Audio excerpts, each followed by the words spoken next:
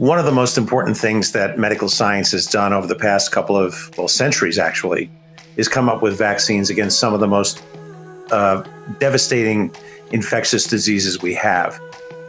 We are very fortunate to have vaccines in our toolbox. Having 14 vaccine preventable diseases that we can protect our children from is something I think we should be very proud of. So I do think that it is, a life journey to plan for, to understand why do we have these different vaccines available. And to me, I just think it's important for when we think about prevention and health in general. That's why vaccinations are so important, from infancy all the way through adulthood, helping Missourians live long, happy, healthy lives. I'm Nicole Cope, the Executive Director of the Missouri Immunization Coalition.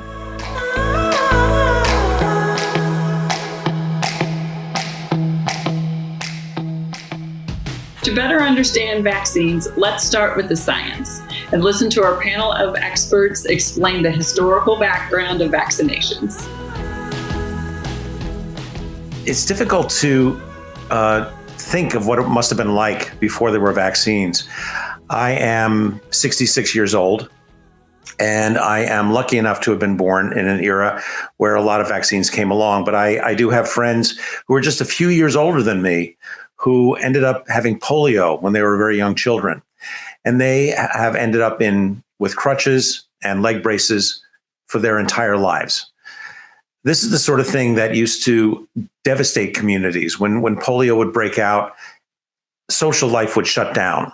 Kids couldn't go to the park, go to the pool, go to the movie theaters. Everything was shut down for the entire summer. I mean, it's this sort of thing that we're only just now experiencing with COVID-19.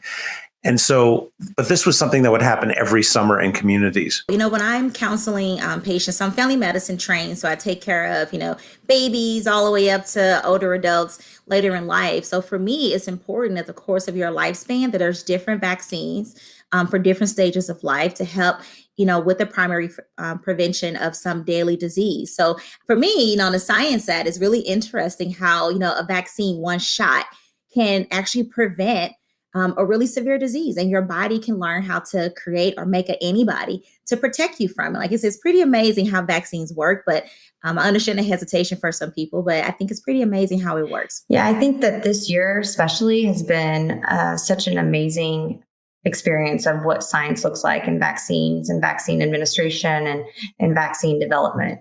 But I think in general, where it started is quite the story, and where it's led to until today is pretty amazing. The thing is that our bodies are negotiating with microorganisms all the time, with viruses and bacteria and funguses. And for the most part, these things are either harmless or helpful. But when things like measles, mumps, chickenpox, pertussis, polio come along, those are the things that can kill us. And those are the things that we have been able to conquer with vaccines, and that if people keep getting vaccinated, we will be able to conquer, for the rest of eternity. It's a fact. Vaccinations keep us healthy, starting at infancy, through childhood, into your teenage years, all the way through adulthood. Right. Well, I'm a pediatrician, and so I see a lot of babies and a lot of kids. And we, the infant vaccine series starts right at birth with the hepatitis B vaccine, and that's important. It's important that kids get that vaccine, because if hepatitis B is transmitted from mother to baby during the birth process, hepatitis B, which is always a bad disease, can be so bad in a newborn baby that it can cause cancer, and it can cause liver failure to an extent that a child might end up needing a liver transplant. After that, we give vaccines at 2 months, 4 months, and 6 months against things like pertussis or whooping cough, diphtheria, tetanus, polio, and 2 types of bacteria that can cause meningitis. One is called Haemophilus, and the other is called meningococcus. And these things are just really bad. Before we had vaccines, particularly against Haemophilus and pneumococcus, I've been a pediatrician for 40 years, and every winter in particular, kids would come into our hospital with these infections and end up with a brain infection.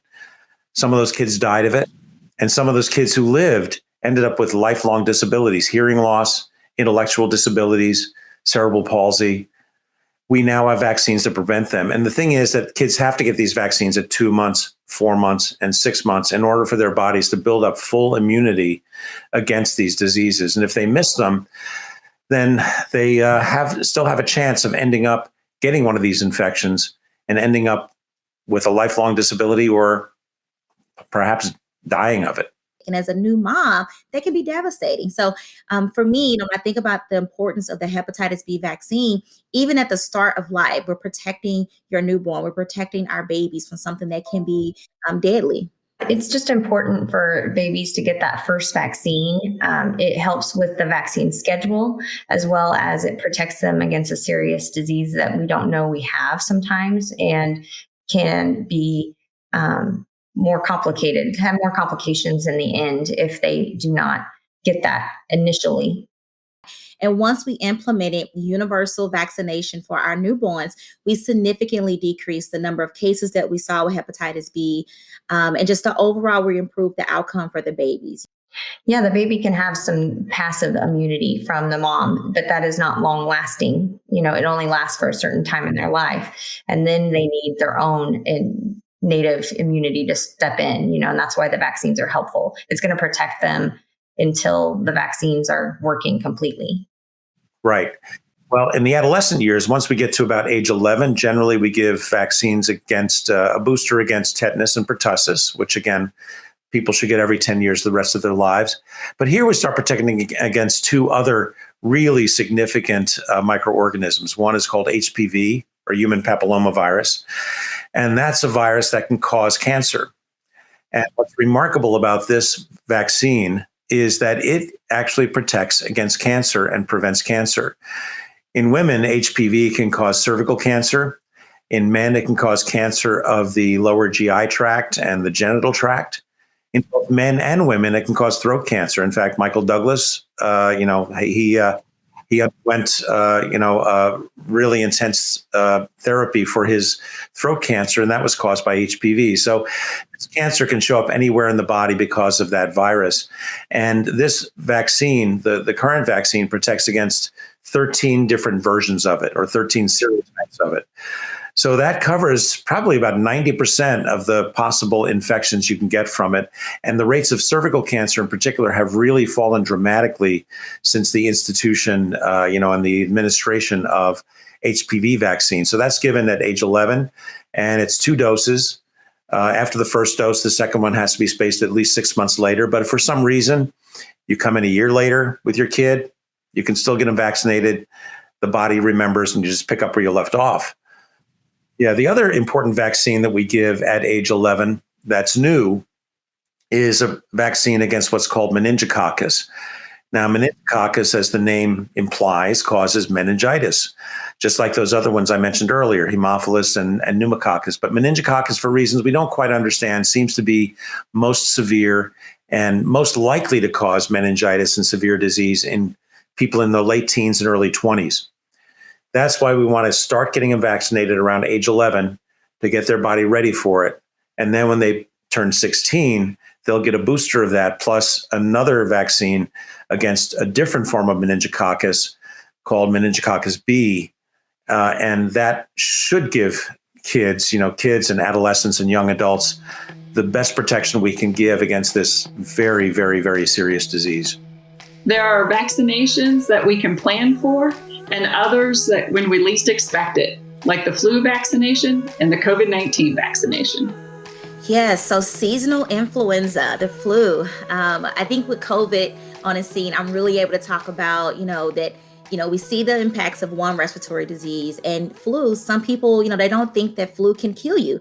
And all throughout my training, even when I worked at the children's hospital, when I worked at the adult medicine hospital, in those cooler months, winter months, I always saw somebody admitted for influenza, really, really sick, could end up in the ICU. And I think people in the community don't see that part of the flu virus, or some people just believe, oh, it's the common cold. And it's not. I mean, it can be deadly. It can be devastating. You can have lingering effects. And so for me, when I counsel, I talk about the flu virus, the flu vaccine starting, at 6 months, and all the way through someone's lifetime, that's one vaccine that's really, really important. And we do have to get our vaccine every season, the influenza vaccine seasonally, because the virus changed, the strains changed. We don't want another H1N1 outbreak or another, influenza outbreak from this. So for me, that's another one too that's pretty important to discuss during the lifetime of someone's life journey. So every year it's like putting a little bit of money in a bank account and it builds up. It's like a savings account. It builds up and you keep some halo protection year after year against strains of flu that might not be here this year, but will be there in a year or two. And that the COVID-19 vaccine is really an exciting vaccine. I mean, it's kind of the newest edge scientific stuff that we can do, and that it's so specific, and that we've seen such efficacy from the vaccine that it's like the best starting out one, as well as the fact that it's been tested on so many different people, much more than we typically get out of a vaccine study, initially, that it's just been shown to be so safe. So I always reassure them that it's a safe vaccine and that it's going to be important for us to be able to get through these times and start to see our families without worrying about giving each other COVID-19. Our medical community embraces vaccinations, and they encourage you to embrace them as well. As pediatricians, it's our jobs to try to help them understand why vaccines are important, and think that makes a huge difference. And I think that's important for us to remember. One thing that I would say, if you don't complete the vaccine series, it's not just you as an individual that could potentially be affected, but even those around you, our community. That's how we were able to get rid of so many of these diseases that were killing people. The idea behind herd immunity. So if somebody don't fully complete their vaccination series, it's not just, you as an individual or, the mom or somebody making that decision, but it's also affecting the community. And so one decision can have a ripple effect for the entire community that you live in, if we don't provide the herd immunity and also protect yourself. So I think that it's important to complete the entire vaccination series, no matter which one you start, to protect you as an individual, your family, your friends, and the community, so that these diseases that were killing people will not come back and flare up again in our communities. Oh, yeah, exactly. This is something that we as a pediatrician, I'm most focused on vaccines for kids. But as a guy who's 66 years old, I'm also focused on vaccines for myself as I get older. We all are going to be facing threats of infection that could be life-threatening our entire lives. And the people at the CDC and the National Institutes of Health and various places for my profession, the American Academy of Pediatrics, have done remarkable work at figuring out what vaccines people need at what stage of their lives, what are the reasons you should get them, what's the best spacing for them, to make these diseases so uncommon that it might seem reasonable to question whether you need a vaccine. The point is, we all do. I need my vaccines. The kids who come to my office need their vaccines. You need your vaccines to protect yourself and those you love. We should all feel comfortable talking to our doctors and getting the facts about vaccines. If you are behind on recommended vaccinations due to missed appointments with your doctor, don't wait. Vaccinate. It's time to catch up. I'm Nicole Cope, the Executive Director of the Missouri Immunization Coalition. Thanks for watching. Take care.